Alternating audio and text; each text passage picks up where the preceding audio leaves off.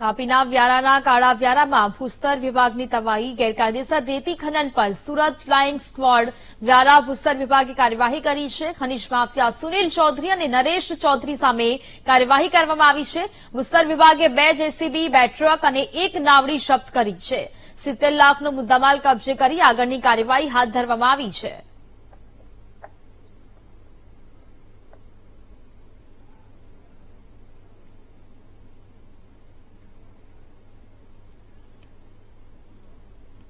સંવાદદાતા દીપક ફોનલાઈન પર જોડાયા છે। દીપક, તાપીના વ્યારાના કાળા વ્યારામાં ભૂસ્તર વિભાગે તવાઈ બોલાવી છે, શું કાર્યવાહી કરવામાં આવી છે અત્યાર સુધી?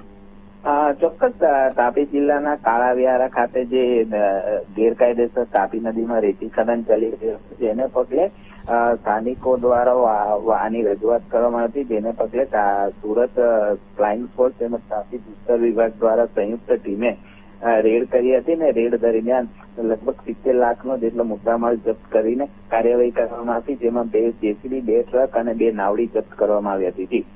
બિલકુલ દીપક, જાણકારી બદલ આભાર।